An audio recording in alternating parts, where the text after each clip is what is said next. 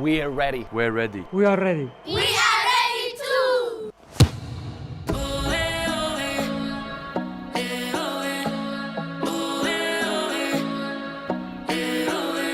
You knew from the day you were born that here in this place you belong. You've been this brave all along.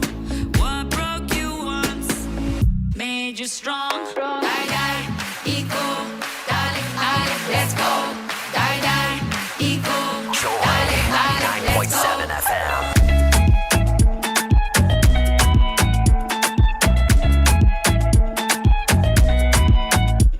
Come follow your desire. When there's a will, there's a way. You're the owner of that fire. No one can take it away. Sweat and blood to write your story. That is how you pave the way.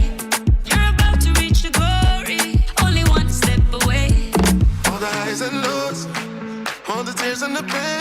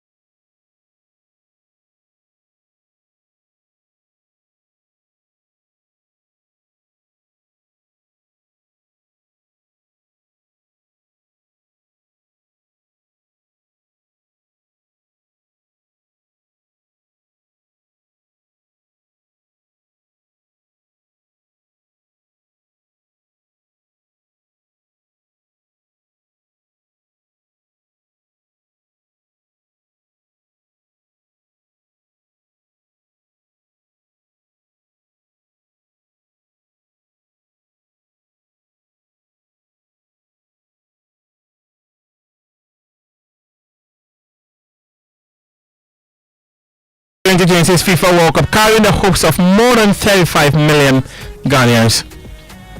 We dreamt of another chapter like 2006. We prayed for another magical run like 2010. Instead, the Black Stars left with disappointment, frustration and many unanswered questions. One win, one draw, two defeats.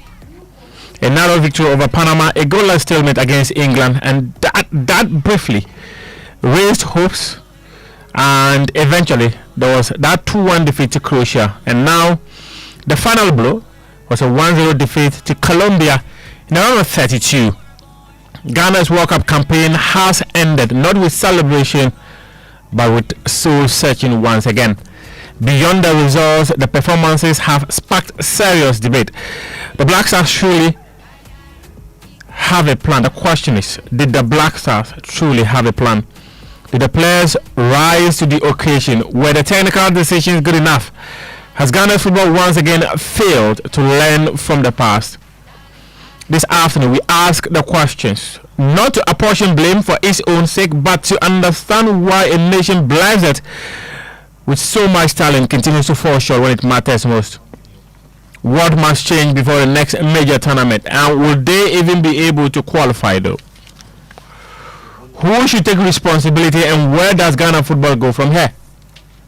Today we're going to be speaking to former Ghana international Emmanuel Ajimembedu, broadcast journalist Benedict Owusu, and also we'll be getting Kwajo Juma to speak to us. We are also trying to speak to maybe a former management committee chairman of the Black Stars, just to let us have a proper appreciation of some of the decisions that happened many years ago when they were in charge of the governance of football in the country. Good afternoon, everyone. Welcome to Joy Sports Link here on Joy 99.7 FM. I am Muftawu Nabila Abdulai. I'm sitting in for Nathaniel Arthur, and today is going to be a conversation we expect to give us opportunity to act appropriately dissect what the challenges of Ghana football are and what can be done to mitigate those challenges. What can be done to get Ghana football back to its glory days? What must be done to keep Ghana's football alive? Many people believe that the sport has taken a nosedive. Many have said, in fact, many have gone to the extra mile of saying that Ghana football is dead. The conversation on social media has been one of a kind. Emotions are high. People are upset. People are livid. And once more, the blames continue to pour from one end to the other. 2021, a horrible AFCON outing in Cameroon, a tournament that took place in 2022, and guess what? Ghana exited at the group stage. It was the worst Black Stars performance since Bouake 1984. Qatar 2022 did not write any different script. The national team won one game and lost two. Opening outing against Portugal ended in 3-2 defeat.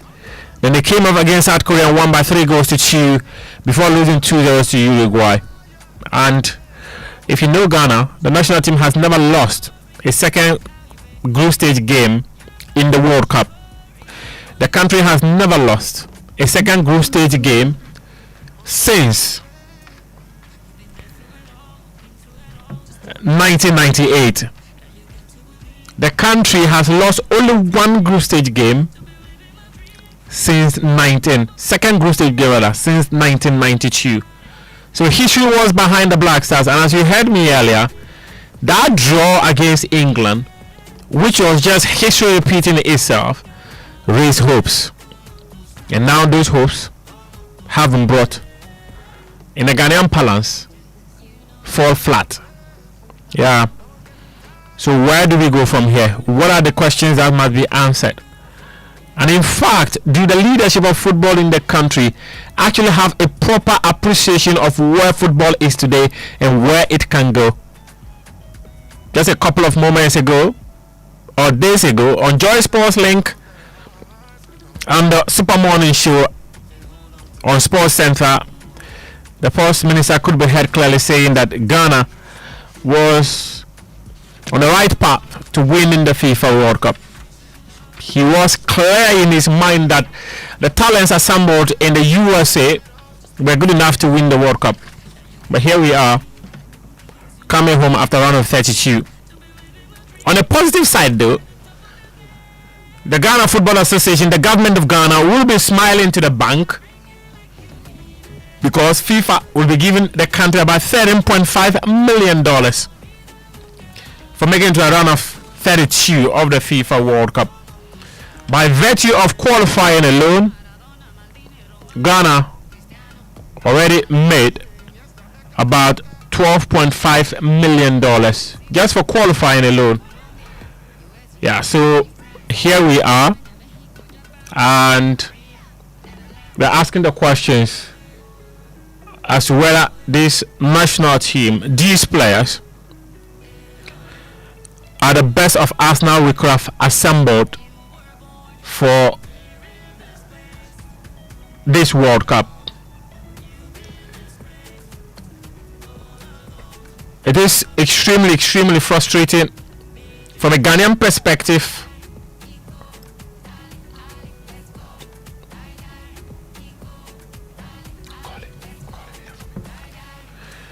But we must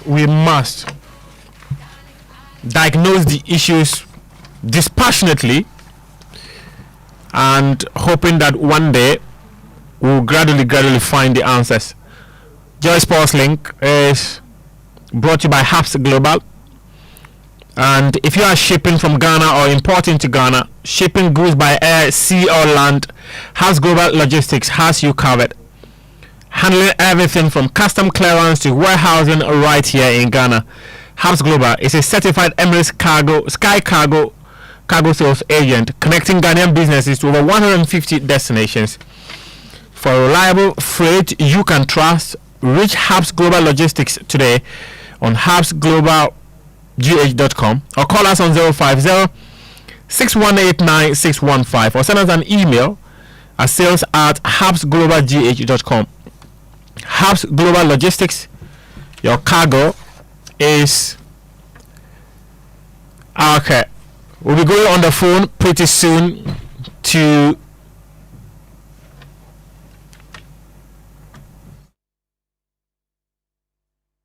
Shakira, we are ready. We are ready. We are ready. We are ready. We're ready. We're ready. We are ready. We are ready. We are ready. We are ready. We're ready. We are ready. We are ready too.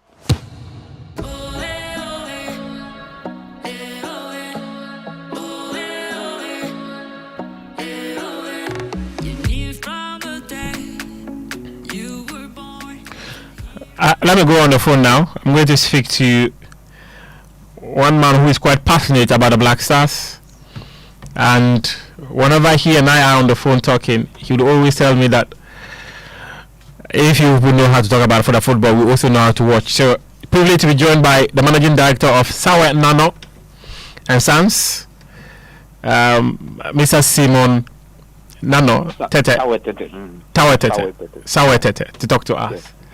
Good afternoon, welcome to Joy Sports Link. Thank you, sir, and thank you for the opportunity to speak on this matter. And my greetings to all Ghanaians. We slept, and we have to wake up to watch the Black Stars, and it was a very sad moment for us as fans. I saw a team that looked tired. They had a whole week to prepare for this game. How were they tired? Yeah, so I don't know what was wrong with the team, but there was no anger. Currently, football is so scientific that when you take a player, you are able to know the number of touches he did and all that. And if you check, opportunity has been given to players over and over again, and they are unable to prove. Because you take strikers to tournament, it's like they are afraid to shoot. They don't shoot. They don't play any, the touches, anything, they fall down and all that. And it's so boring watching the Black Stars. In fact, this is the worst Black Stars I've ever seen, seriously. Are you saying the players are not good enough? My boss, clearly, look at, I don't want to mention, to very critical, but you look at midfield, all the teams that are doing very, very well, you need a playmaker and a good striker. You need a playmaker and a good striker. Check the teams. All the teams that are doing well. You take Norway, and then you see Haaland is there, and then there's a midfield, very skillful player who can possess the ball, beat one or two players, and pass to the striker to score. So every good team will have to have that. Aside your defense, midfield, you must have that playmaker. In those days, Asamoah was Asamoah because a lot of the passes was coming from Stevie Appiah. This team, we didn't have. I thought that what there was Stephen Appiah, Kwajo Asamoah, Mubarak Wakaso. We didn't have it. You see, so that's what for me. Do we lack the talent? Do you think Ghana lacks the talent? No, not at all. It is very surprising for me the number of teams we have in this country. That you can tell me that we are not able to get a playmaker. We are not able to get a striker. That at least in a match day, we will strike one goal, one ball to even the goalkeeper to parade. It's very shocking. This country, when Cape Verde is playing with 35,000 people and they are able to get that number of them. Yeah, there are about 525,000 people. So I don't think so. Okay, stay with me. Stay with me. Let me bring Benedict into the conversation. Benedict, I'm sure you watched the game. Just summarize Ghana's participation in the World Cup for me.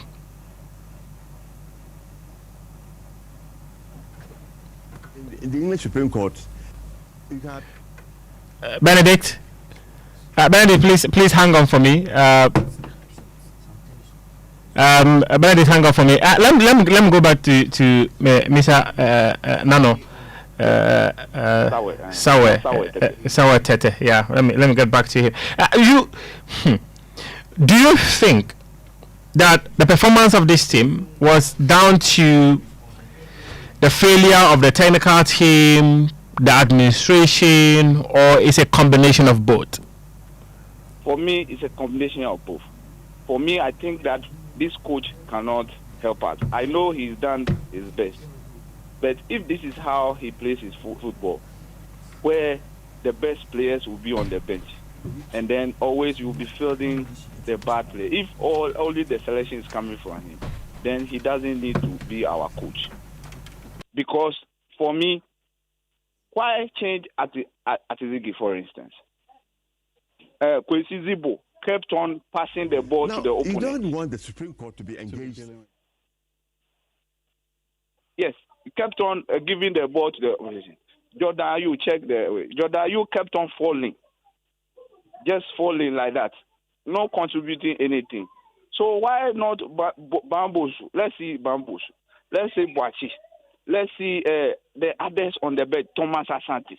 He's proved to you that when you bring him second half early, he can do something. And then you don't tell me that even the local player, you can't tell me local players on this cannot play better than these blasters. These blasters there, nah, my boss. Really? They've irritated with the fans. Really? Oh, they shouldn't come. They should go back to their. They shouldn't come to their country. They should go straight. Master, with Ghana, let me tell you something. Ghana, they criticize because every home you will get footballer. Every home, they all understand the football in a way. So when they criticize, look, the players they criticize, check on social media, check around. It is the same player almost all the people around are criticizing. Why? It means that they are able to see. Look, when they are saying that sub this player, it is, when you check, it's almost the whole Ghanaians are talking about sub this player, sub this player. Why is it so? It means that they are knowledgeable. So, what you probably think that you are seeing, the coaches are seeing something different. So if you say that it doesn't always work like that. But before I let you go, if you have a recommendation for the leadership of Ghana football, what would it be? My recommendation is that goalkeeper to midfield, we can get local players. At least we'll cut down the numbers. Yeah. Goalkeeper to midfield, we should be able to get local players. I mean, if you put number 3, you change, is it number 2 also? There's some injury, and then the whole team becomes. This guy is going off. So midfield to goalkeeper to midfield, we should be able to get local players. You augment that local players with, the best Europe, mix it, and then you are good to go. For me, that is what we should do. Local players will be they will be angry. I mean, they want to fight. So we should be able to, if we have 18 teams or so in this country, and they can't raise midfielders. I watched Ajuman Bedu the first time. I said, look at the Ajuman Bedu. Where did they get this player? And then within some trickle of an eye, Ajuman Bedu became a whole total complete player. I watched Kojo Asamoah where Ghana just a number 10 in Accra. I said, who is this player wearing number 10? Number 10 Ghana, you can't just wear it. Within some few days. So it means the talent is here in Ghana. The coaches are not able to identify them. The coaches must begin to look out and have identified the talent. Benedict, are you with me now? Benedict, Yes, can you hear me? I'll hear you now. I can. How would you summarize Ghana's World Cup campaign? Just in one sentence. I can hear you, Benedict. Yes. How would you summarize Ghana's World Cup campaign in one sentence?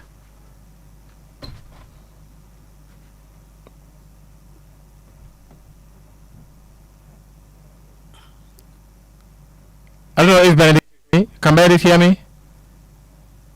Yes, Muftawu, can you hear me? Yeah, I can hear you now. Okay, awesome. Yes. Please come again. What did you say? I said summarize Ghana's World Cup campaign in one sentence for me. That's a bit tough to do. To summarize it in one sentence, probably maybe I'll just start from yesterday. I think we were just not good enough yesterday for the game we played, and exactly what I was expecting from us, and that's what I saw yesterday. That one, we're not good. We didn't prepare well, and of course, Carlos Queiroz came in at a time when things were in disarray. So we just wanted some sort of stability, which he sort of brought that stability. But then again, what we needed, the next step wasn't there, and it was always going to get to that level when we didn't really get enough time to prepare with him to try so many things. So I think that yes, it's what we put in. That's exactly what we got, and I am not too surprised.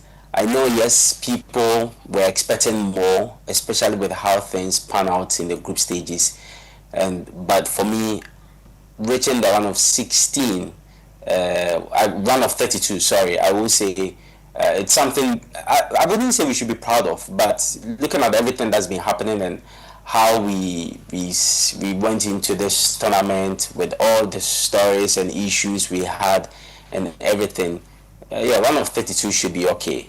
Were the warning signs clear? Were they very evident? Of course, the signs were always there, and some of us spoke about it on numerous occasions regarding the preparations, the kind of preparations that we had. I mean, you don't bring in a coach the time in which Carlos Queiroz came and the type of preparation or the kind of preparation that he got. You don't get all these things and go into a tournament and perform magic. Your best will be what exactly we got. I for once actually felt the team even overachieved. Really? Because I wasn't expecting us to get over I wasn't expecting us to get out of the group. Looking at what we did, Muftawu, mind you, we only played a friendly match under Carlos Queiroz. That was against Wales. That was the only opportunity he had to watch these players in a competitive game. Yes, training is good. It's good to train. It's good to do all that. But you cannot underestimate what you get or what you gain when you play in a competitive game with your team going into a tournament. So I really, really feel that that what we put in terms of preparations is exactly what we saw. Because for all the teams that we played at this year's in the World Cup, our preparations were not as good as theirs. You look at Panama. I always say that we're very fortunate to beat Panama, and all the dynamics that went into that game. For England, yes, the players were self-motivated because we were playing against England and you needed to step up. So games like that does not really follow form guide. And then we all went into that game against Croatia thinking that they were. And we were on this same show when I told you that I was very worried of the Croats more than even the English team, because the team that have been performing very well at the highest level when it comes to the World Cup, and going into that game with the talk that because we drew against England, we'll just go into that game and get a good result. I was really surprised that a lot of people shared that view before that game, and we went in and we also what happened to us. So going into the knockout phases and how we had played with the system we're playing, there was one thing that was for sure, that yes, we're very good when it comes to putting bodies behind the ball, but then again when it comes to putting the ball in the net, it was something that was always going to be difficult. And when you get to the knockout stages, it's totally different from playing. There's no margin for error. Stage. You take the chances that come your way. Yeah. Exactly. Okay. But let me bring in Emmanuel Ajimambedu. Just a couple of moments ago, the MD of Nano Tete, Sawa Nano and Sons, was talking about how he first saw Ajimambedu and was like, wow, where from this boy? Ajimambedu has joined us, former Black Stars player. Ajimambedu, as someone who has played football to the highest level, right? How painful is this elimination? Well, thank you very much and good afternoon. It will be very difficult, but... You still sound down. You have to recover. No, I'm not too much of a surprise, just that it's a bit painful. And it's not too much of a surprise. I think the boys did what they could do.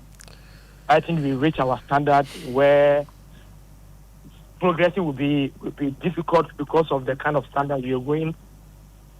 I personally think we have done our best. We should just come home and enjoy their holidays and prepare for pre-season and be ready for the AFCON. Oh, God. Some people will say it's a bad day at office, but I don't see it like that. Colombia exposed our team. They played very well. They won on the second balls. In all departments of the game, they were very good, more than us. They were strong, and they created a lot of chances. And looking at our preparation towards the World Cup, we barely have the friendly games for the coach to know much about the team. And most of the Ghanaians, the expectation was not even there that we will be able to even qualify from the group. But after the England game, that's where people started getting that confidence that, once we were able to hold England, the team is ready to meet anyone. But I was even afraid of Colombia more than Portugal. And that is exactly what happened yesterday. So, personally, the guys, what they have reached, I think that's our standard for now. And we need to come home, do a lot of things about tactical structure and the kind of players I think we have now are not too much of defensive players. We need to change a lot so that we can get the best out of them. A low block is not helping our team for now. But the situation is not from the coach, because the situation have started from 2-3 years ago that the confidence level was down. We were not able to score a lot of goals. We were struggling in a lot of departments. And he came in, he did what he could done. He has done a great job. But I think the standard of where we are going, we haven't read that yet. So in a sense, the team doesn't have quality? The team lacks quality? Is that what you're thinking? No, we have too much quality in the team. Just that there's some tactical approach that doesn't help a lot of guys to get the best out of them. Especially when you have a Semenyo he runs too much in the game and you do a low block with Semenyo, you can never get the best out of him. But you cannot blame anyone now. That is where we are now. That is where the team has reached. And so unless we come back home and just do a lot of restructuring and try to have a bit of offensive football, else you will never get the best out of them. And in a tournament like this, if you play 4 games and your shot on target is only 4 times, obviously you cannot progress. We have against Panama, we have 2 shots on target. Against England, 1, Croatia 1, and Colombia 0. Absolutely, you will come home and just reverse and think about how you can approach the next AFCON Cup qualifier. So personally, the guys did a great job. The coaches did a great job. The FA have done a lot, but I think we need to come up and tactical structure. We need to have something to get the best out of the guys. But I want to take your mind back to something, not to digress the conversation, or not to move the conversation forward. But you did mention that the coach didn't have enough time to prepare the team and all that. All this goes to the fact that the coach you had prior to the World Cup was fired. Was it the right decision to fire your coach with barely 40 days to the World Cup? You see, this kind of thing it's not even only about player selection, but management can be a key when you want to start coach, and the kind of thing that goes in can come. We doesn't want it to happen, but at the past 2 years, if you see our team, most of the players was lacking a lot of confidence. I don't know what was going on in the camp. There was a bit of maybe disturbances in camp, and when the changes come in, it has really eased a bit of pressure from the guys. And you can see the mood in camp. It was a bit different from some previous years. So I think tactically, it was very good that changes came in. It changes a lot of things in camp. Obviously, for the tactical side in the game, I think we went in the same thing as the defensive team. We did low block and try to hit on counter-attack and try to maybe score. The only issue is anytime a team is leading us, we cannot recover and come and win the game. So that is also an approach we need to holistically sit down and think about it as well. So the changes was very good because it eases a lot of pressure from the guys, and the mood in camp was very good. Let me still stay with you. You spoke about the fact that the team has got quality, and that just that maybe some systems do not favor them. But you're watching this group of players, and they do not to compare them with you guys. It was quite difficult to actually appreciate some of the talents of the boys. And in fact, I actually went as far as asking the question, you wonder how some of these players end call-ups to the national team. Most of these talents, to be fair, most of these players would never get a place in the team you, Ajimambiri, was a part of. Even a bench they meant got. Ball control is problematic. There were moments where some players would get the ball, they can't even progress the ball. Whenever they get the ball, it was quite difficult to appreciate. So when you say there's so much quality in this team, I get lost. Yeah, I understand you, but individual quality is not enough. Consistency and teamwork is also a key. And when you look at our team, there's no agency and consistency in the team. You can have individual brilliance. That is what I was talking about, that quality we have is individual. So always, whenever we are playing, we need the individual players to come on board so that we can win. It's not like a teamwork or a consistency is there. That is where I was coming from. So if I said there was too much quality in the team, yes, individually, a lot of quality is in the team. But collectively, it's a problem for us. And that is where I was coming from. Okay. Let me bring back Benedict into the conversation.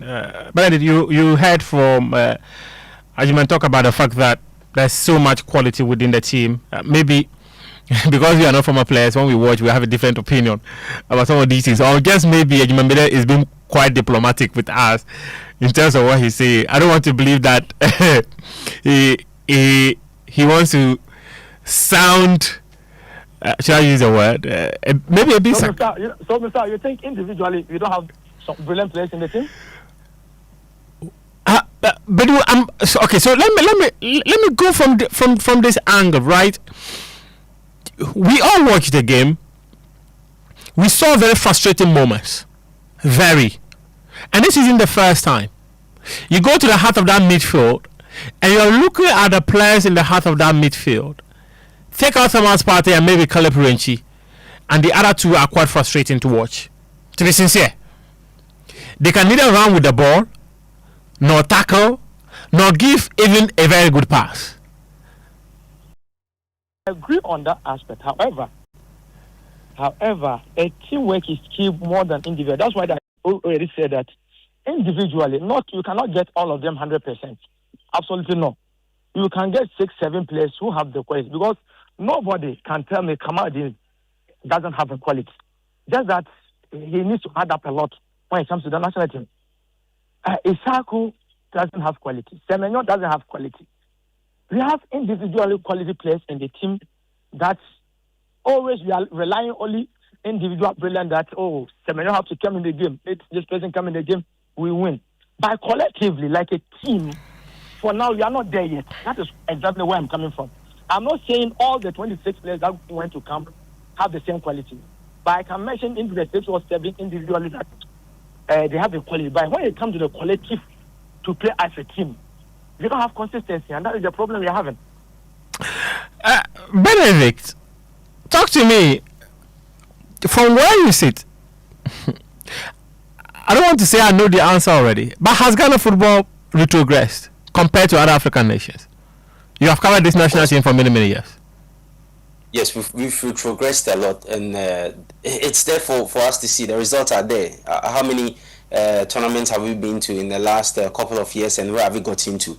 And as I said in my earlier remarks, if you look at our performance and in terms of progressing from the group stage, this probably is our best since 2019, because from the 2017 tournament, which I covered up to 2019, where things started going downhill. 2019 in Egypt, we only could get to the next stage of the competition and were knocked out by Tunisia. In 2021, we couldn't qualify out of the group, same as 2022 in Qatar. I'm talking about both AFCON and the World Cup. Yeah. And then we went to Ivory Coast. We couldn't qualify out of the group. So if you look at this very tournament, qualifying to the round of 16, probably you will say this is our best in the last 5-7 years that we've been playing football in this country regards to the Black Stars. So we keep going back, and as I wouldn't deviate too much from what Ajman Bedu said. In Ajman Bedu's era, the teamwork was there. These players had played together for a while. So even if you bring a coach in, just as we had Carlos Queiroz come in, it will not be too hard and won't be too difficult to watch. And we saw a similar example when Avram Grant came in, because these players have been together for some time, and you have an Asamoah, you have an Ajman Bedu, you have a Kojo Asamoah, you have a Free Akwa, you have all these players that have been playing together, Wakasu, Andre Ayew, but in this current situation, the problem here is that we brought in a new coach, and also he did not get time to sort of work with these players to be able to do what exactly he wanted to do. I mean, as I said earlier, we needed stability, and he brought that stability defensively, which was good.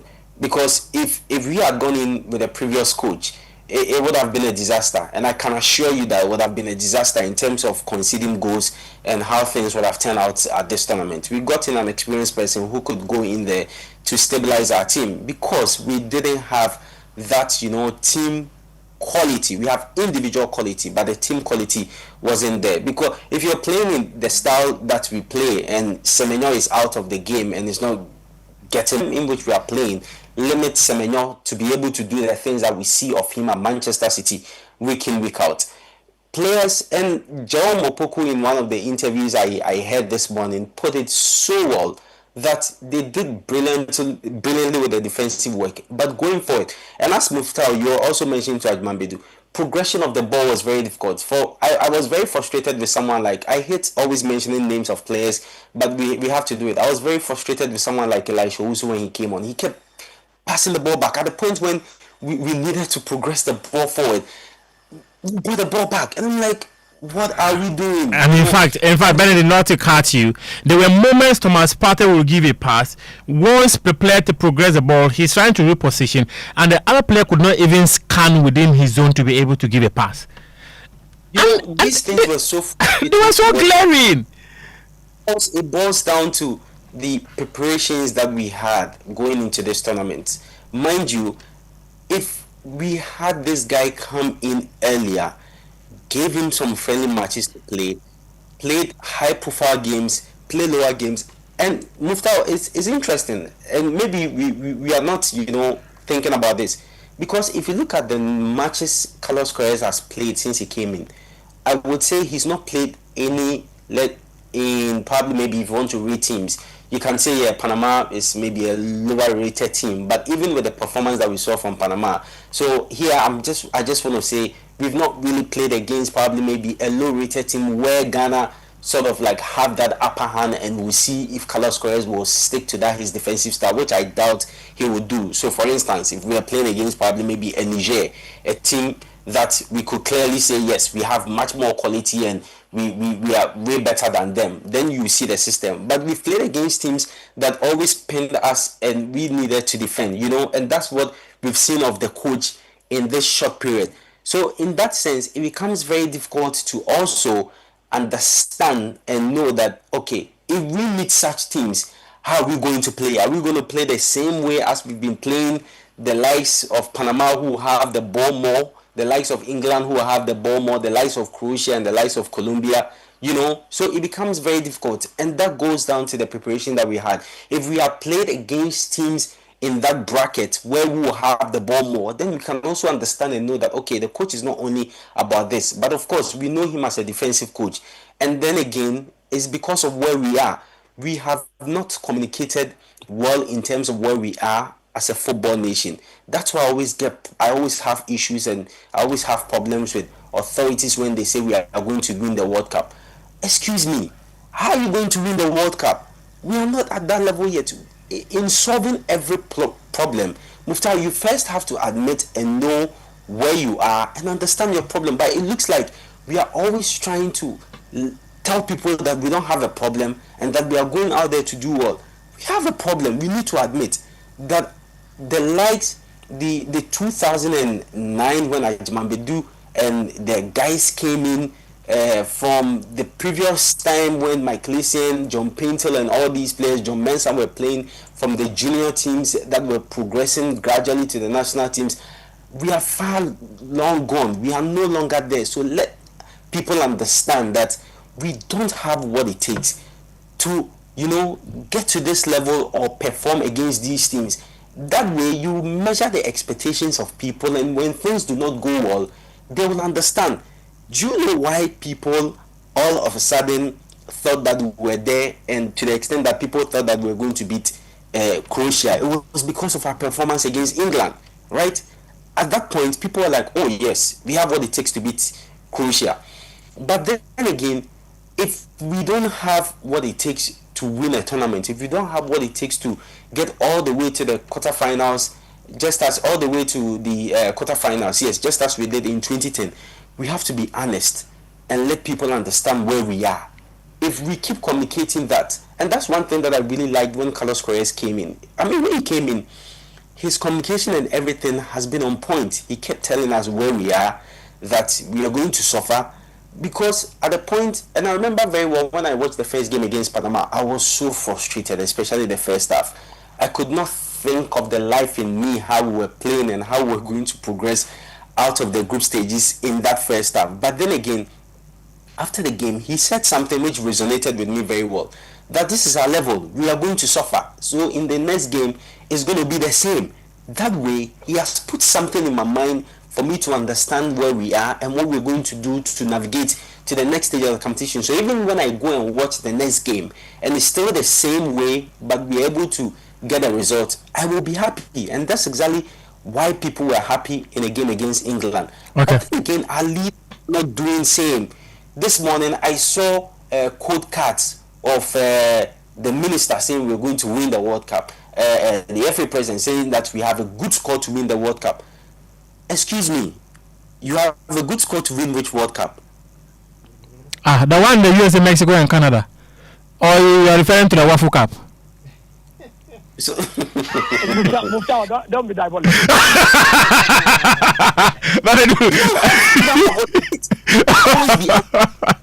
I remember, and one more example.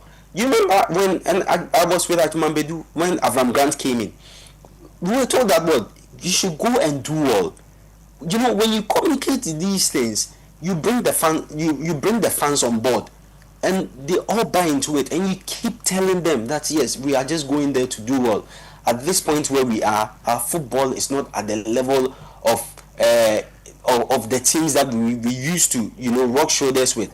So when we go and we're able to qualify out of the group stages, bingo, we build on that.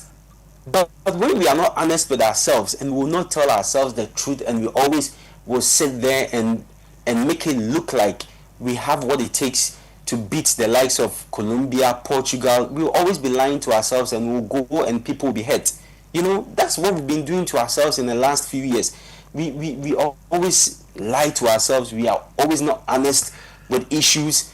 We will mount podium, and when we get the opportunity to say something, we'll tell followers that Otoado has built an intangible team that fears no foe and can participate against any team. Why are we doing this to ourselves? And Muftawu, until we come to that realization, say and be honest with where we currently are, to start fixing our problems, and we keep telling ourselves that lie that we are still a football nation, and that we can rub shoulders with everyone, we always will go and come back and be having this same conversation every time. Okay, Benedict, thank you very much. Stay with me. This show is a very interactive show, and in the last 20 minutes, I'll be activating the phones for us to hear from you. We want to speak to you, want to hear your thoughts on what the Black Stars performances were for you and where do we go from here. You can also send us your messages on 055 1111997 055 1111997. When we activate the phones, I'll be announcing that number. But in the meantime, you can write it down. It's 030-221 6541 030-221 6541. Do not call now.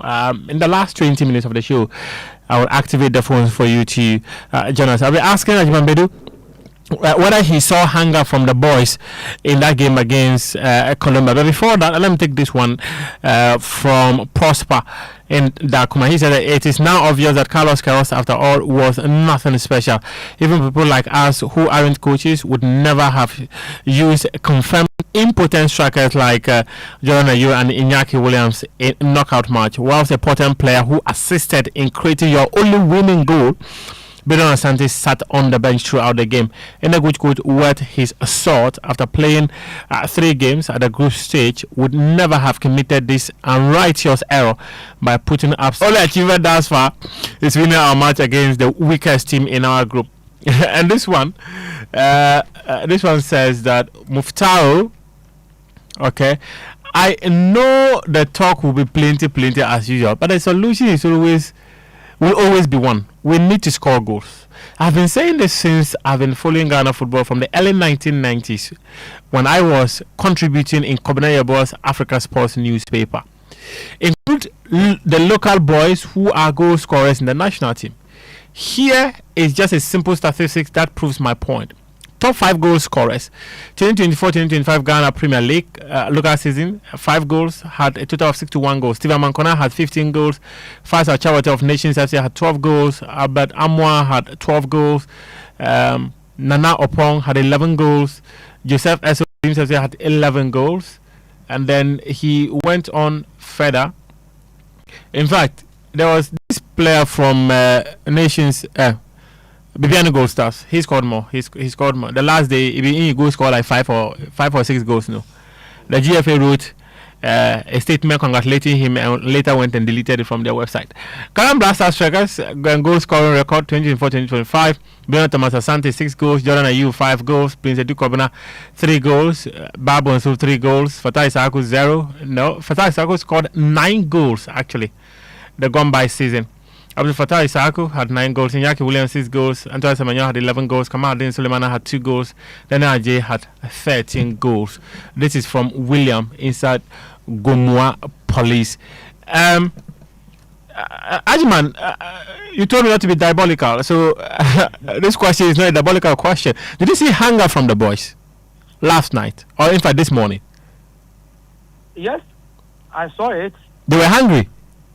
They were, but the opponent was too stronger than us. We couldn't contain their strength. We couldn't contain the ball possession. We couldn't win any second balls. After they winning, they keep pressuring us, doing high pressing, winning the balls, creating chances, and the good brilliance of Atizigi was able to save us. Else, we have been walloped by 4 or 5 goals yesterday. So in all departments, whether they were confidence, whether the guys want to win, Colombia was far better than us. We couldn't maintain them from their goalkeeping department to their defense, to midfield and to the attack. And absolutely, if you have a game and you have 0 shot on target, you don't come back and tell me that you were able to hold your opponent. They were there, they were very committed, but the opponent was too much stronger than us. Carlos Queiroz actually said that they were fitter than us, and I'm wondering how that happened. How were the Colombians much fitter than Ghana that had 7 days to prepare for the game? Well, it all boils down on the kind of preparation you have towards the games. And they also have a consistency in their team. They played some friendly matches, high-profile friendly match against France. They lost 3-1. They went and beat Costa Rica 2-1, came and beat Jordan 2-0. And when the World Cup started, look at the kind of game they played and how they were able free-flowing scoring team. They beat Uzbekistan 3-1. Beat Dr. Congo 1-0, and almighty Portugal. You saw what they did to them. After the Portugal game, that is why I was telling people that I prefer Portugal, because they are very strong. They have strength. They run, and they possess the ball so well that it will be able for you to run. And we were just running all around. So it depends on the kind of preparation they had in camp, the kind of rest they have, because the humidity was too high, and they were able to adapt to it very well. And they were more determined than you, and they won the game. In all departments, they were better than us. So let's give them the credit instead of criticizing our team. Okay, you said we should give them the credit. Yeah, Benny. Let me add this to it for Adimambidu. We played against the finalist of the last Copa America. Absolutely. Okay? And if you look at Colombia, that's why I was really surprised when some of the comments were like, "Oh, we intentionally lost to Canada because we wanted to face Colombia." That sounded hogwash for me, actually. That was laughable. You know how these days, on social media, you write anything and people come at you.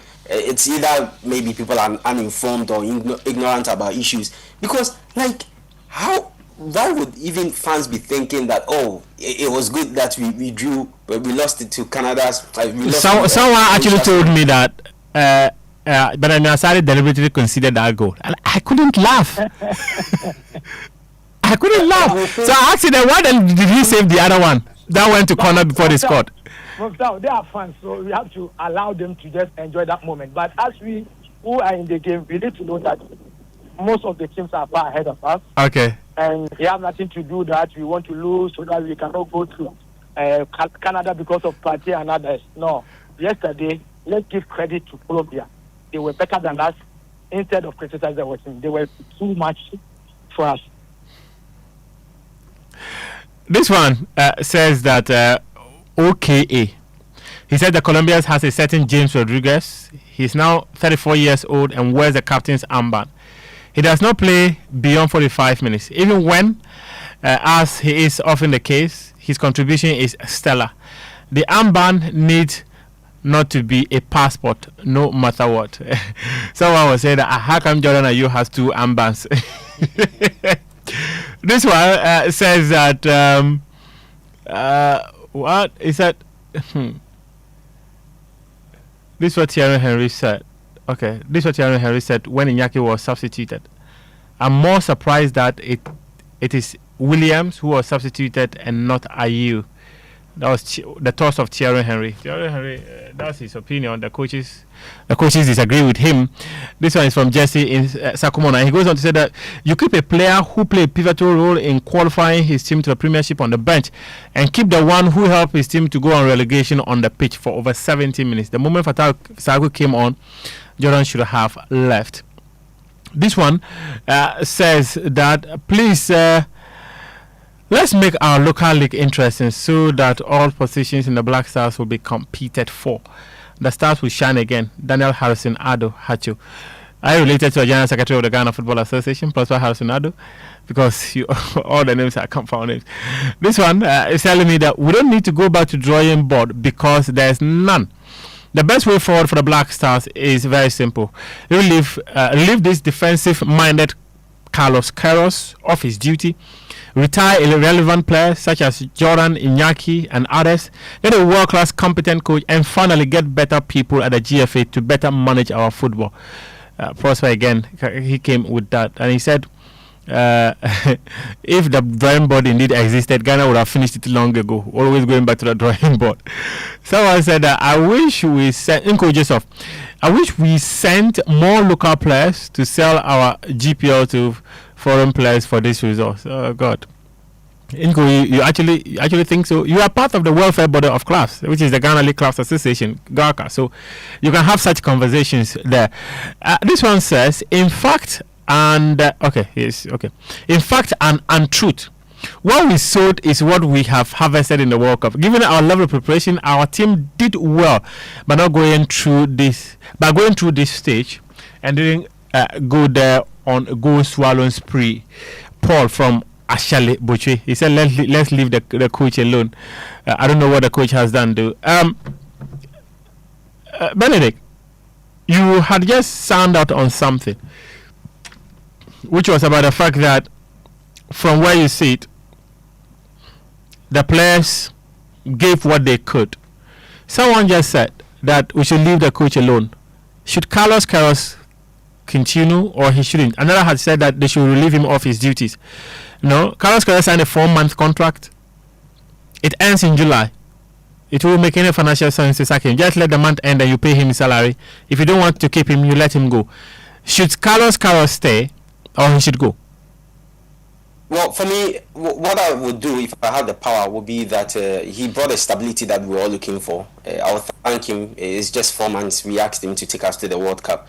And his contract is over. So when people say we should sack him, you are not going to sack him. His contract was just 4 months. So at the end of this month, that is done. And he's gone.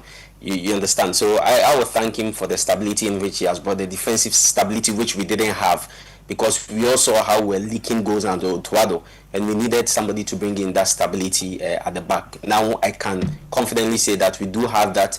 Otuado told us we didn't have a right back when we had Marvin Senanya, who arguably turned out to be our best player at this tournament, and all is due to Carlos Queiroz. So I'll thank him for that stability that he has brought in defense. But of course, going forward, football is not all about defending. Football is about scoring, and we've seen that it's difficult to break down opponents that are way bigger and higher than us in terms of ranking and in terms of performance and in terms of quality. So I'll thank him for that, and then we'll look for someone who will take us on a long haul.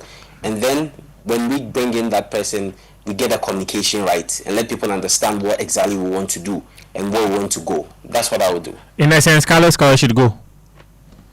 Exactly. Okay. Ajiman, what role should the GFA be playing in ensuring that I don't know if it's a setback. Is it a setback though?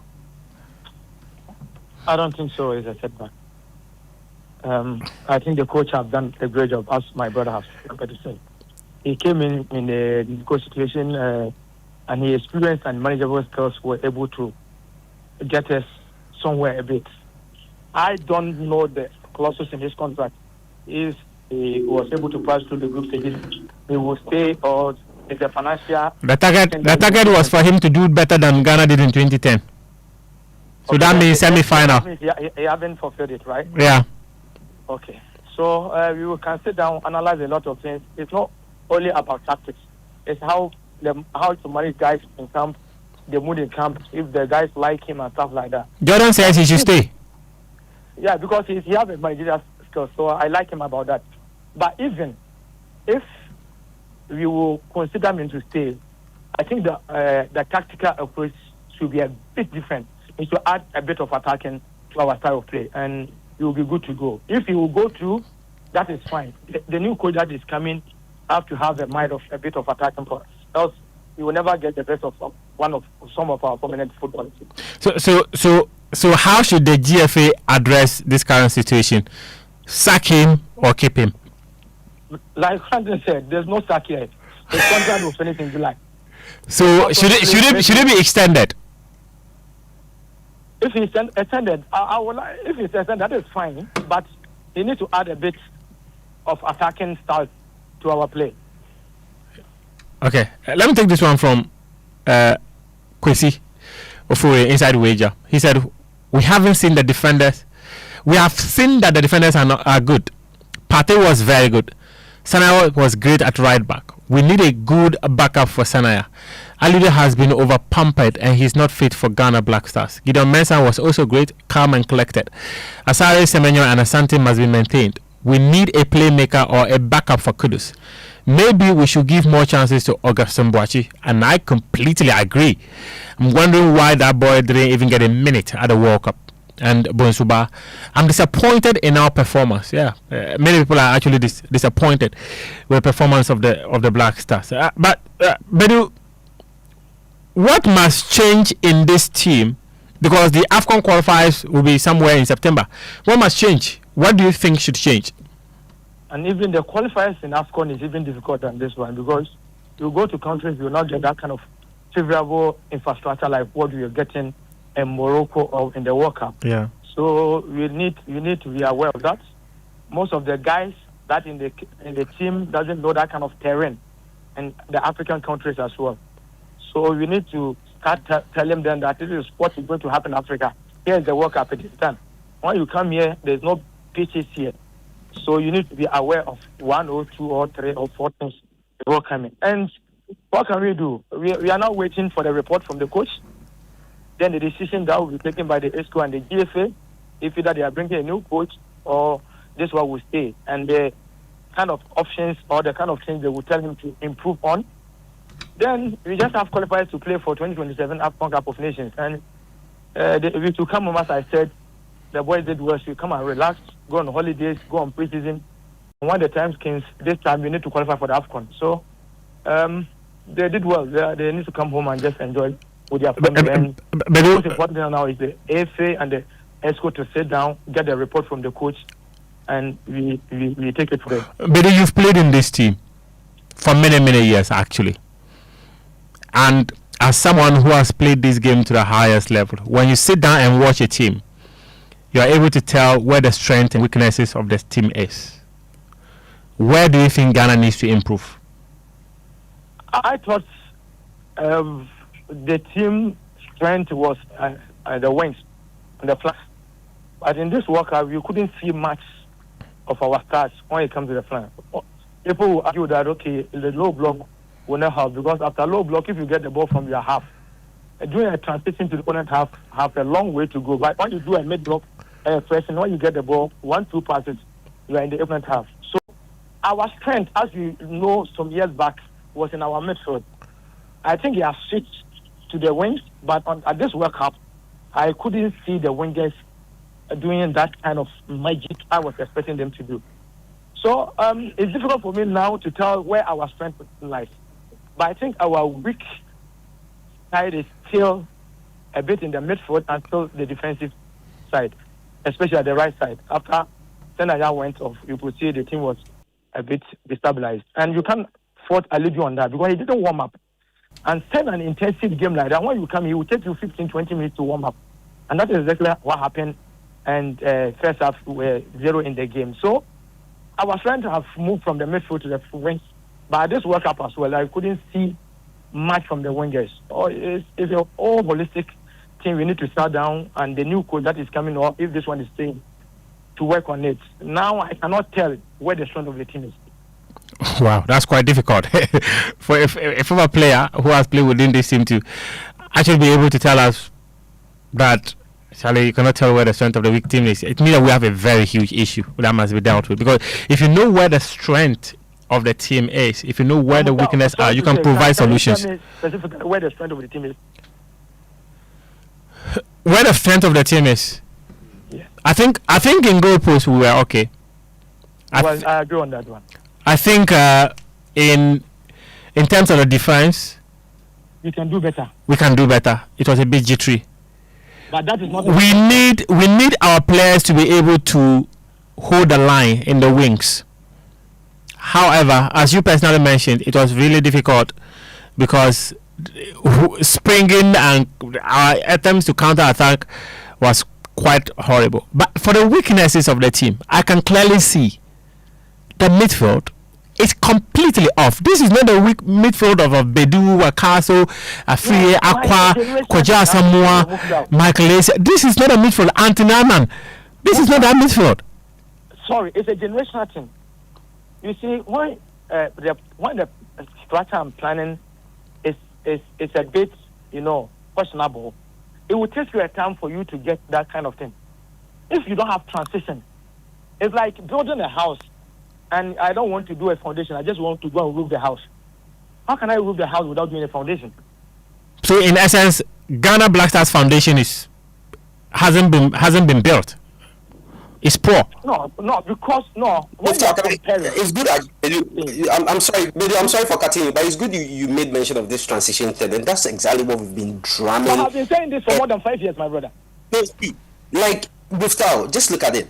If you go back and you think about how players progressed from the junior side to the national team, and there's something we sometimes forget, that it's not just about even knowing these players on the pitch, even off the pitch. It helps so much that You know, previously when we had the likes of Paintel, we had the likes of John Mensah, Mike Lisian, Suleiman Tari, these guys played from one level to the other, to the another level, and eventually got to the Black Stars. And do you know why it was so? Because these players at that point knew that playing in the Black Stars was the apex for them, and that when you get a chance to play in the under 17, you want to impress and do well and move to the under 20. Impress and do well and move to the next stage till you get to the Black Stars.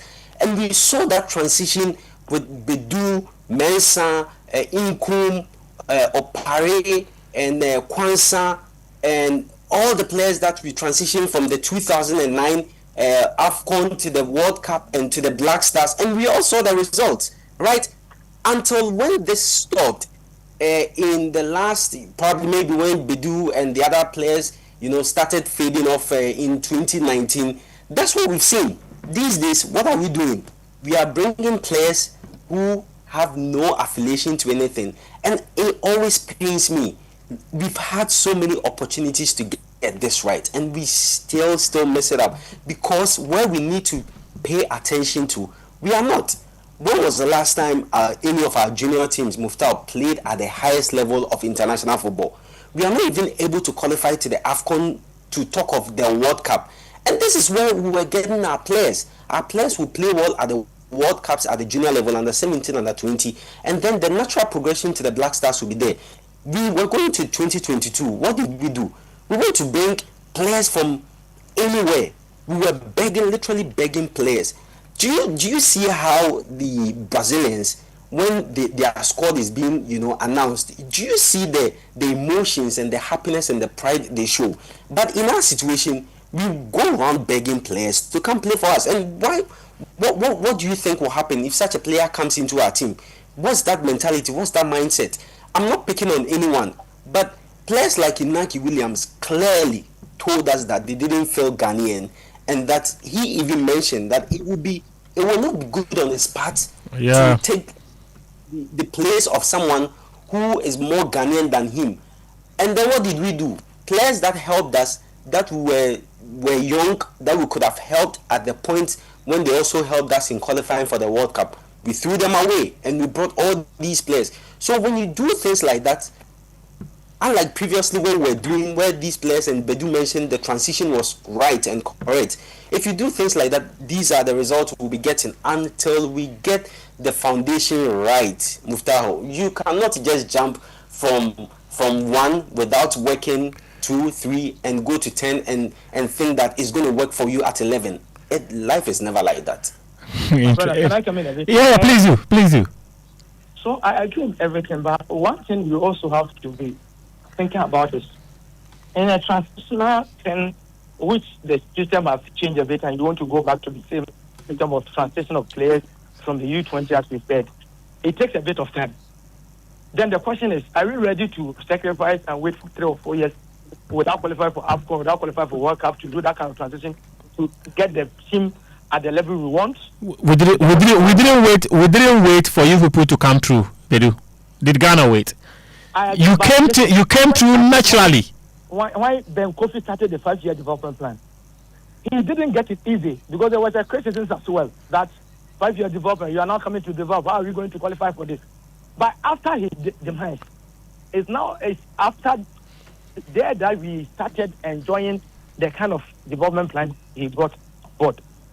So we need to be very frank to ourselves, very objective to ourselves. Okay, maybe the transition has been a bit broken. That is fine. It's a generational thing. Every generation comes with different mentality, strategy, and structure. So if you want to reverse back, it will take a bit of time for us to understand. Because, my brother, the local players too also have a lot of problems. And we can't just say the players are from outside, so they don't know the terrain. Why they come, they will take their time. The local players themselves, I'm here. I watch every game in this country. So if you want to do that transition, it will take a bit of long time. Now the generation have changed, football have changed to an extent that there's a lot of academies, there's a lot of agents in town taking the guys. Maybe just go, I'm from Sekwa, let me play against Asante Kotoko tomorrow and score against Asante Kotoko. then the expression of Asante will go and pick Ajuma Badu because he has scored against Asante Kotoko. We don't search or watch a lot of things about the guy. Now, look at what is happening. Every player that is playing in the Ghana Premier League, after 6 months, he has done well, then pump. He wants to travel. He wants to leave. And I agree, because there's life after football that he needs to cater for a lot of things because of the system. So it will also bring us back and take us a lot of time for us to get to where we want to get to. So at times, we just want the quick reaction and the direction that you will try to maneuver your way to have your national team very well. So it's a holistic thing that we need to sit down and plan and know which plan we want to go for. Okay. I really don't know whether the Abdulkarim Zito team that won the under 20 AFCON, only Fatah Isako was good enough to play for Black Star, because that team had loads of talented players. Only Fatah Isako came through. And I'm not saying it's an issue, because sometimes when teams progress, young players drop, other players come in to fit in. You cannot do a complete wholesale movement of players, because some will get injured, the careers of others will take a nosedive, and some will dip and they will not be able to progress. But when there is a deliberate plan of how you want to manage your national team, then there's also a deliberate promotion of talents. Come on, we saw how Milovan Raivat moved all of you up. I remember having a conversation. Mentality as well. Yes, I remember having a conversation with one of the former leaders of the Ghana Football Association. He said Milovan Raivat wanted young players. There were senior players within the team. He decided to play a friendly match. The younger players, of which you, Ajman Bedu, came from, they wall up the senior players. What was the scoreline? Was it 5-1 or 5-0 or 4-0? 4-0. You can remember. Thank you. Yeah. That is what we do. We had players, young players who were hungry, who can hold on to the ball, who can run at them, who can pressure, who can press up. But guess what? Those boys were seated on the bench. Maybe the coach himself liked elderly players. Now, let me take this message from Noel. Kojo Juma has joined us. But before I speak to Kojo, let me take this message from Noel from Begro. He says that, how can you take a player like Boache and not give him even 15 minutes? How about Ba? I'm sure he's referring to Christopher Barbonsu here. Asante should be starting ahead of every attacker.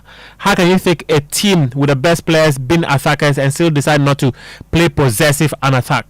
Among all the teams, we were the only team that could not string 10 passes together without giving the ball away. We didn't deserve to be there. The coaching team should all go. The sort of players we have, we don't deserve.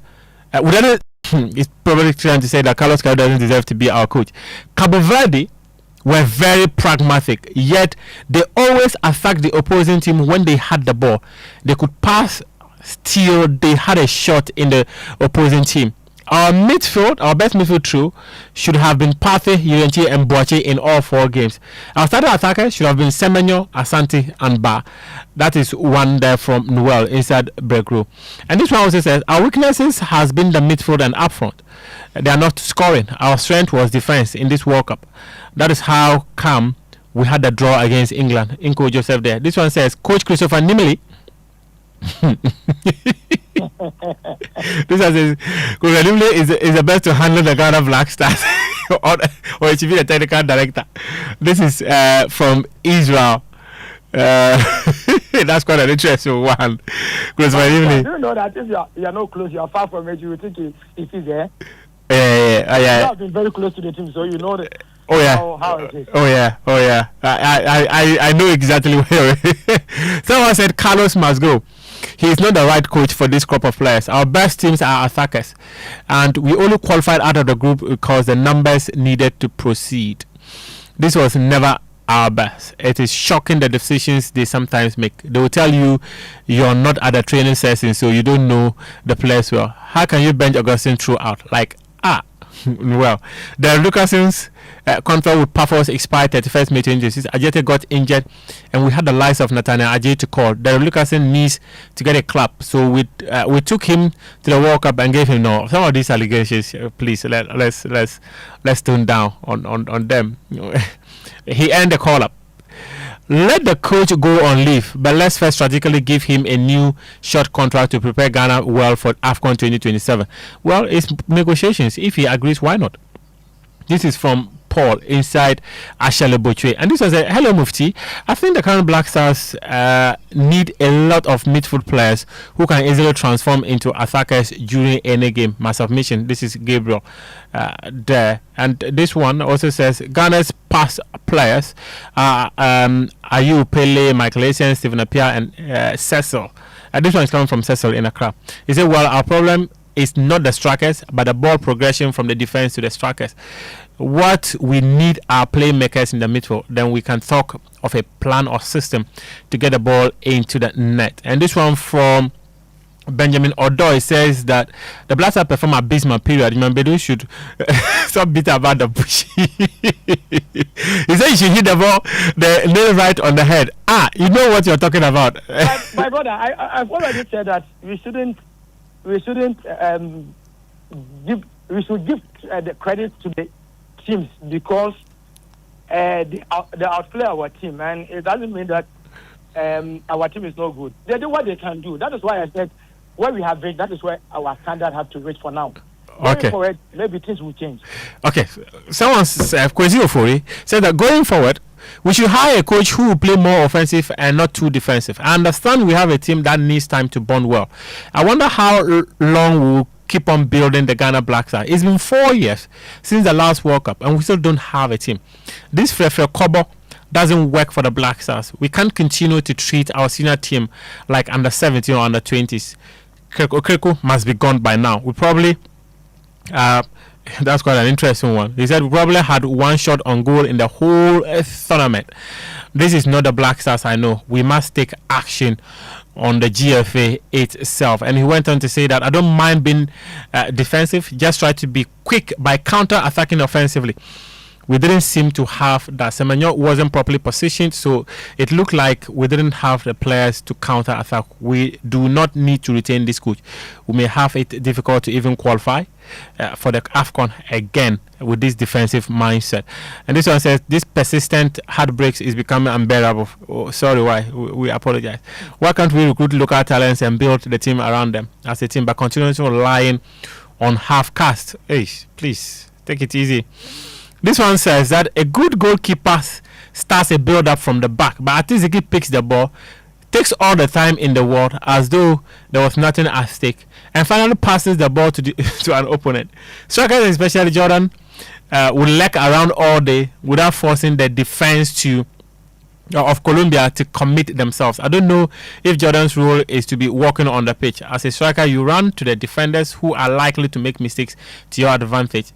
Charlie, we simply don't have a team. Disgraceful to say the least. Jordan reminds me, and why?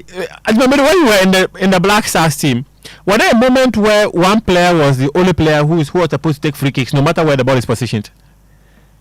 So it's two things. You see, it depends on the place you have on the field.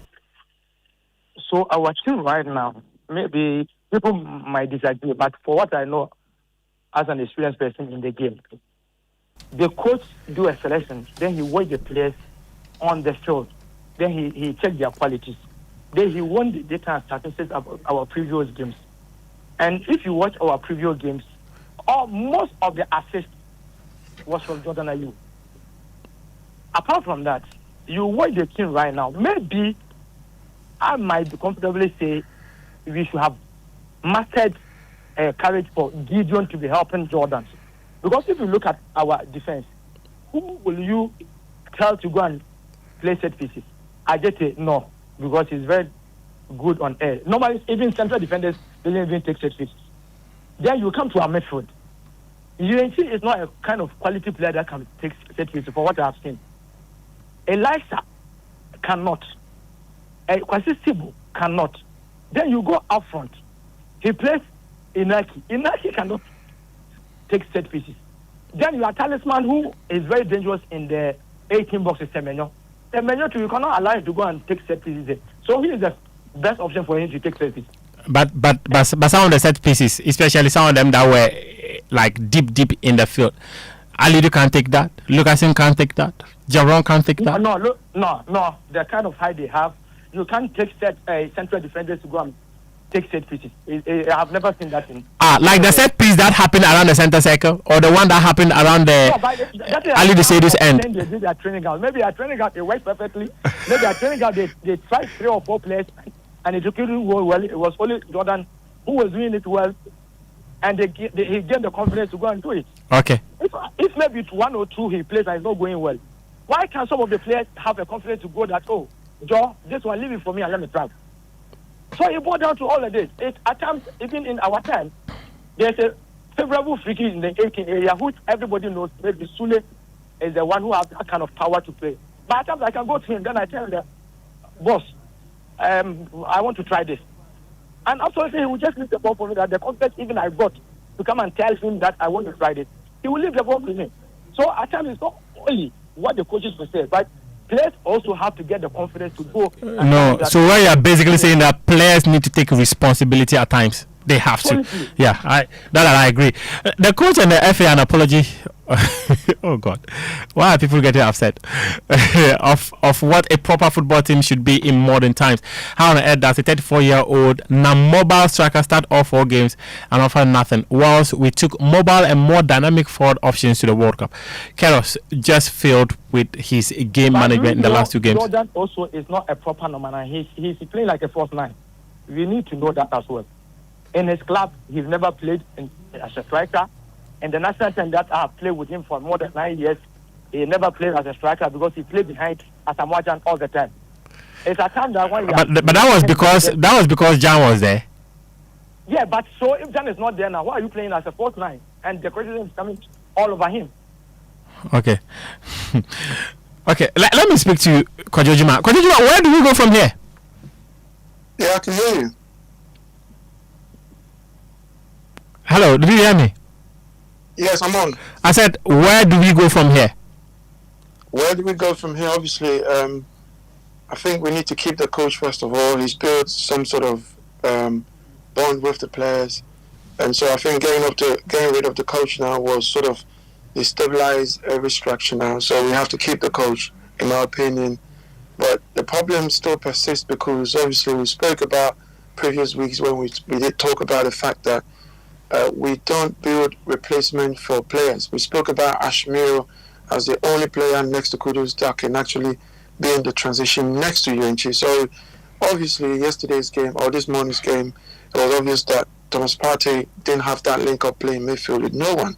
And so you can't blame Semenyo or the attackers. You can only blame the selection because Elisha obviously don't give you that. Sibo gives you stability when you're defending, but in transition, these players aren't there. So I think that we have to go back, and I'm glad that Ajimabedu is on because his squad that went to 2009 fueled the Black Stars of 2010 World Cup.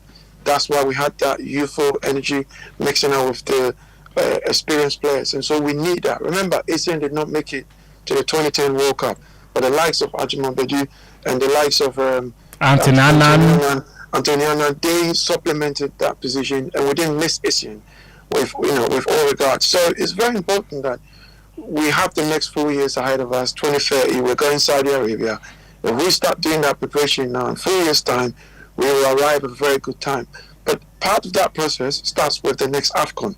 So we need to pick the right players now, very young players, give them the opportunity. It doesn't matter whether we lose, win, let's build a project. Let's stop calling players all over the world just for a tournament and expect to have the rest. Morocco is where they are now because why? You look at Morocco just before the tournament, they lost about 3 to 4 key players. But look at what they've gone on to do. And so it's quite obvious that if we go through the same tangent, we're going to do the same old thing. Let's come back to basics. Let's choose the right players, pick the right talents. Let's begin to groom them, blend them with the most experienced players that plays in the West, and then we're going to have the right time. Look, there are some players in that team that are quite average, and we all know that. It cannot be that Kudus don't play and the whole team just destabilizes. What happened in 2010? We had Kujasama, we had Ajimabedu himself, Anthony Annan, there were Jonathan Mensah. These players were knocking. Andre Ayew played in the left position, and Sulaiman Muntari was sitting on the bench. We saw that team. The team was ready. There was a set of players on the bench that was ready to come in and affect the game in a very positive way. This has changed quite dramatically. And what we're seeing now is a team that is very disjointed. You can't blame the coach because he's just working with what he's got. But if we had 2 Kudus, if we had 2 Thomas Partey's, if we had 3 Ashmiros, if we had 4 Semenyos, then yes, we would have blamed the coach. You cannot say because Jordan started, we lost the game because of Jordan. There were so many facets in that game that we lost control. Alidu, obviously, we know Alidu is not a right fit for that right back position. Let's be honest with ourselves. You know, he's a good player, but I don't think that he merits that position well. He commands that right back. The moment that scenario went off, we saw how much change that came. Remember, Colombia is a very, very, very good team.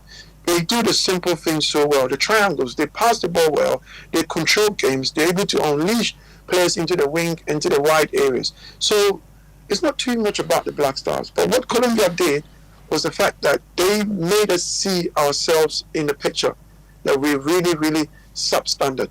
And so if we have to really raise our game, we need to build from the back, build in the transition, and build into the attack. That is the only way we can go forward. I cannot run my head around a Ghanaian team that has lost a complete midfield. That is very, very, very now. Yeah. Ghanaian teams are often noted to be very strong in midfield. We will talk about, we have left back problem, we have right back problem. And in fact, there was a point where Hans Sappe made sure that we didn't have left back problems. Then came Harsinafu, who was very, ambidextrous, right? He would either play left back or right back, make sure we didn't have these issues. Midfield was very solid. Then we had Asamoah upfield. But for whatever reason, I remember one Jima, I think it's about quality. Do you recall how Kojo Asamoah gave that assist to Asamoah in that 2014 World Cup game against Portugal? Outstep. If you don't have the quality, no player will have that confidence to hit that ball knowing where the ball is headed. It's all about quality. I think quality, yes, I agree with you to a certain extent that quality is very important, but most importantly, look, that Cape Verde team out there is not too much of a team with a lot of quality, but what they do have is the strength of the team. There's a certain rhythm. When you play football for a while, there's a certain rhythm that generates. And what one player cannot do, 2 players within that same synergy can produce that. What we are doing now is we can parade the next 10 Asamoah or 10 Ajimabedus in that team. And if there's no synergy, if there's no understanding, if there's no movement, we won't be able to do it. So I just let's hear from Bede. You are saying something. You might get Ajimabedou, but Asamoah you will not get. What you have just on that one.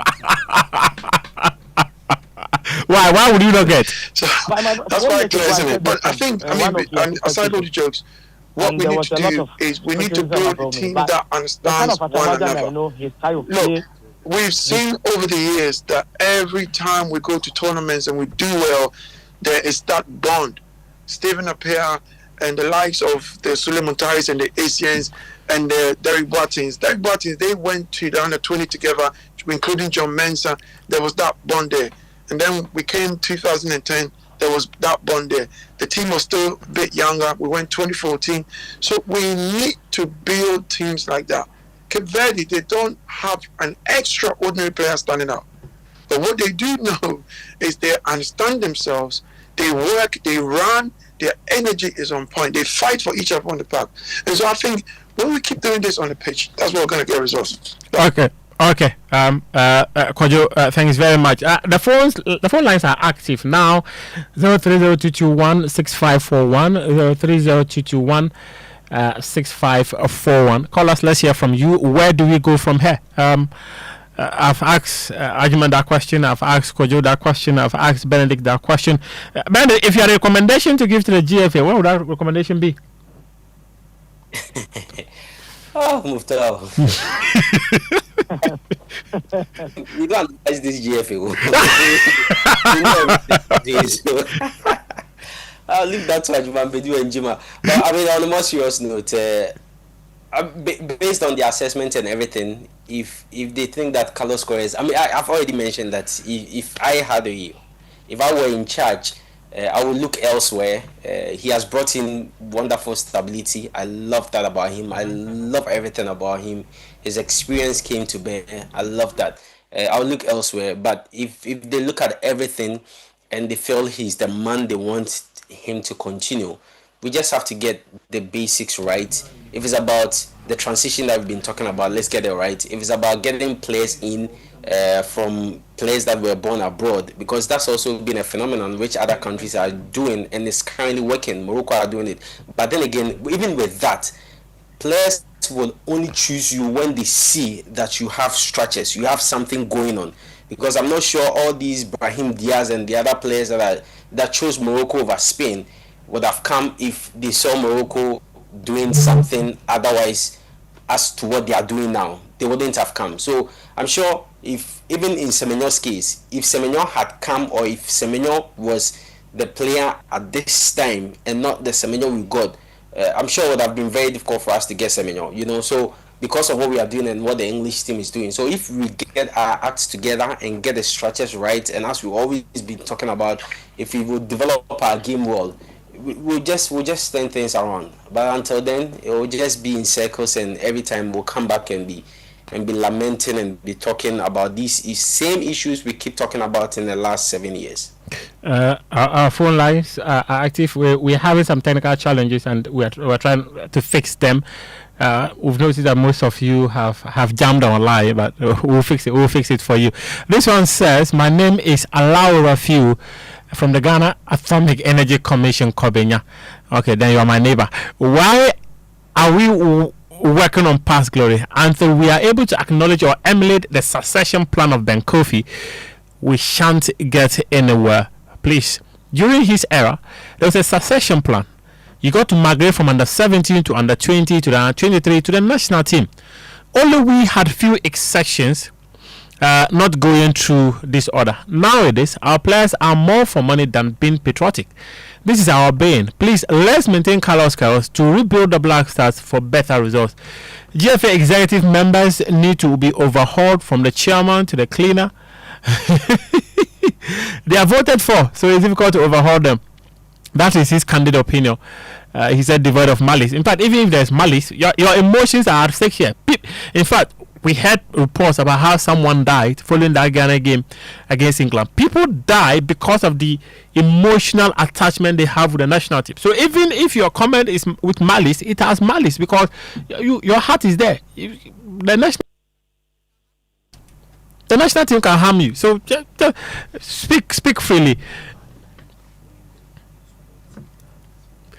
Let me hear from Ajman Bedu. If he were to recommend something to the GFA, what it will be?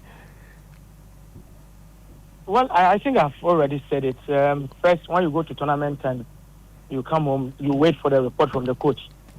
For now, where we are going, I think... Hey, Ajman Bedu, you are becoming a football administrator. But you don't wait for the report of the coach. So there's a saying that if you know how to play, you also know how to watch. How to watch.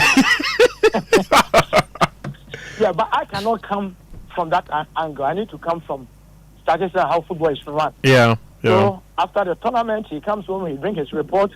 The ESCO, the FA will sit down, analyze the report, and if they think he is the best person to continue, why not? But I think he has done a great job. The short time for him to take this job and where he has reached. You see me, I'm not thinking about only the tactics or the field of play issue. I have been in camp for more than 15 years. So the mood in camp is key when you want to succeed in this kind of thing. And that is what Abraham Grant did when he came. Because remember 2014, when we came back from the World Cup, there was too much fire in the system. Yeah, that's true. The 2015 World Cup.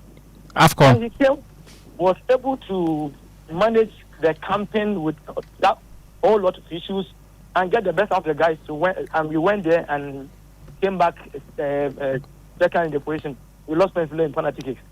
So let's wait for the report.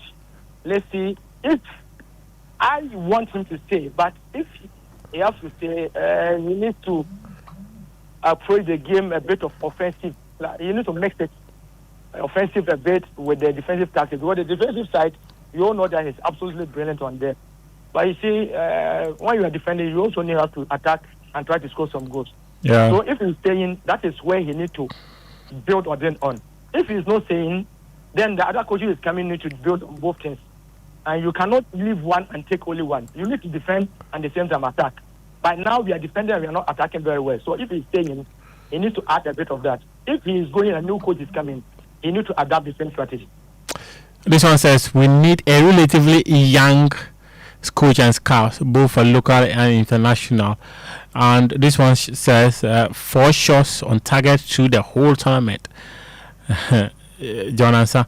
What if Jordan was injured? Wouldn't we take set pieces? Yes. I remember even took. Will be at the bench.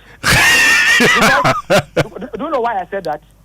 In the Croatian game, when he went up, it was Niyama who was taking the set pieces.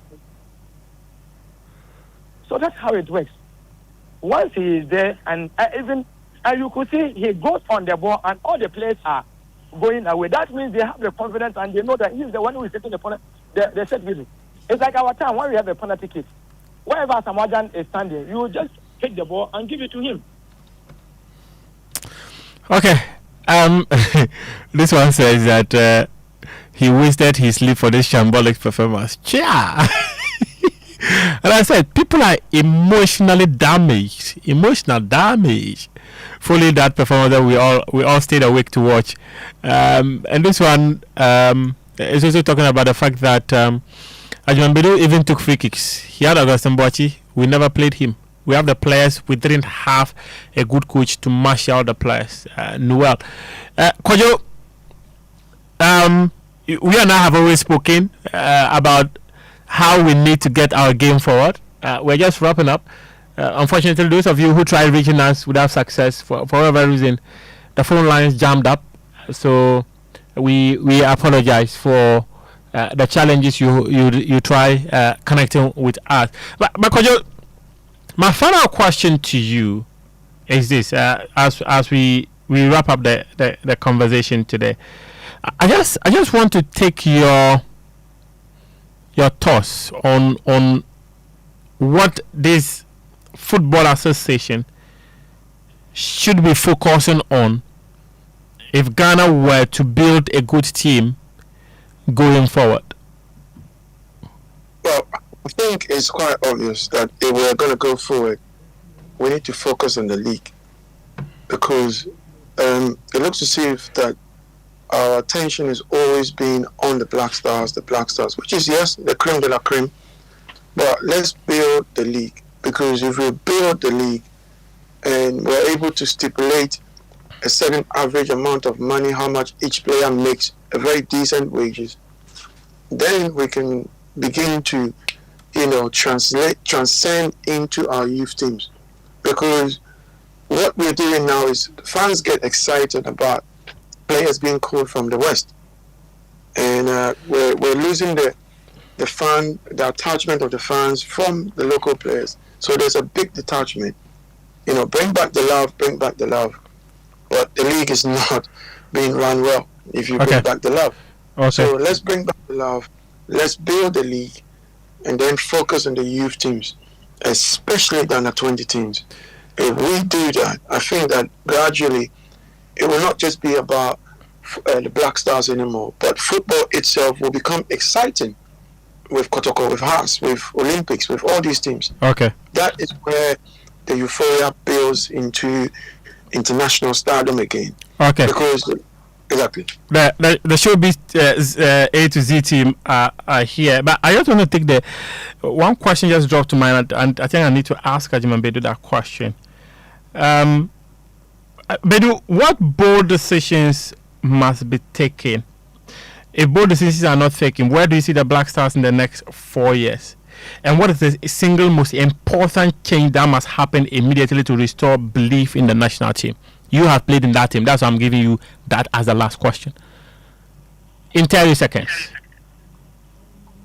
The bold decision is about the identity we know as a Black Stars. We need to go back to our identity. And if not, you can be qualifying for the tournament, but when you go there, you won't be able to compete with the best up there. So the bold decision is let's go back to the basic and the identity of our national teams. Just that, so when you want to do that, the generation have changed, football have changed. Okay. You need infrastructure to do that. Okay. Thank you very much, Emmanuel Ajiman Bedu. Sportlink brought to you by Habs Global. And if you are shipping from Ghana or importing to Ghana, shipping goods by air, sea, or land, Habs Global Logistics has you covered. Handling everything from custom clearance to warehousing right here in Ghana. Habs Global is a certified Emirates Sky cargo sales agent connecting Ghanaian businesses to over 150 destinations worldwide. For reliable freight you can trust, reach Habs Global today on